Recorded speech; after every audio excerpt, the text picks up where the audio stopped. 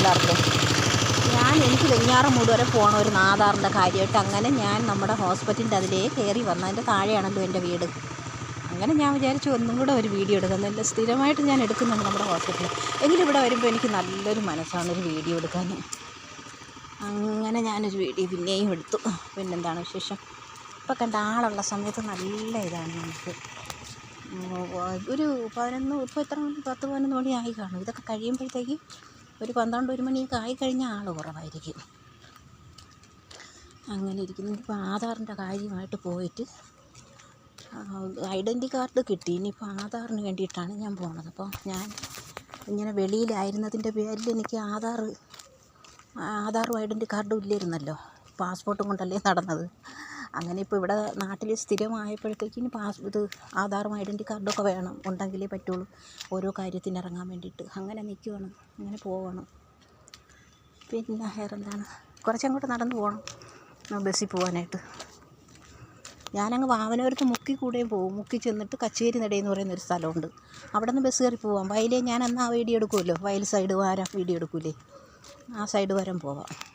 ഇതിപ്പോൾ നമ്മുടെ വീടിൻ്റെ തൊട്ട് മേലാണ്. മേലോട്ട് കയറി തടമുണ്ട്. തടത്തിൽ കയറി വന്ന് ആശുപത്രി അവിടെ വന്നിട്ട് ഇച്ചിരി അങ്ങോട്ട് നടന്ന് പോകുമ്പോഴത്തേക്ക് അവിടെ ബസ് സ്റ്റാൻഡുണ്ട്. അവിടെ നിന്നിട്ട് വെഞ്ഞാറമൂട്ടത്തേക്ക് ബസ്സിൽ പോകും. അങ്ങനെ ഇവിടെയൊന്നും ഒരു കാലത്ത് മറക്കാൻ പറ്റില്ല. കാരണം നമ്മൾ കുട്ടിക്കാലത്ത് വളർന്ന സ്ഥലമാണ്.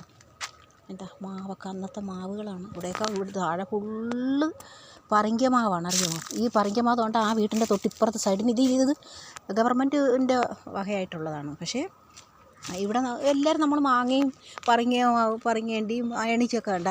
ഭയങ്കര അയണിയാണ്. ഇത് ഇങ്ങനെ പഴുത്ത് വീഴും. വലിയ അയണിച്ചക്ക ഉണ്ട്, മാവ് ഉണ്ട്.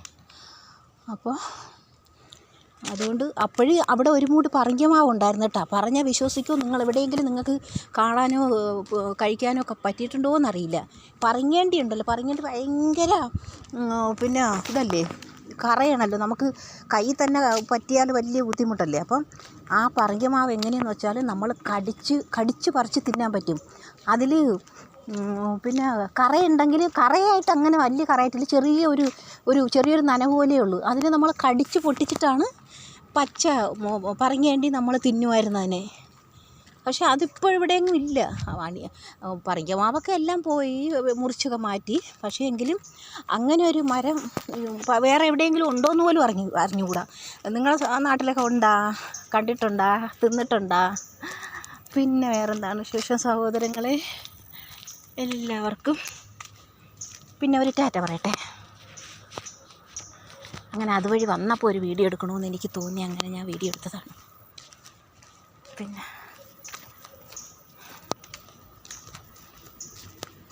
ഇതറിയണോ, എരിമുള്ളെന്ന് പറയും. ഇത് എരിമുള്ളാണ്. ഇത് ഭയങ്കര മുള്ളാണ്.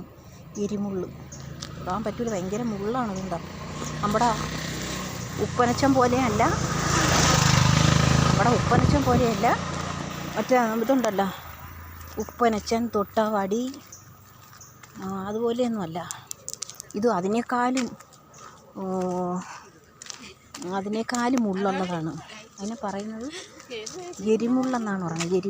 എരിമുള്ള്. പിന്നെ ശരി സഹോദരങ്ങളെ, ടാറ്റ.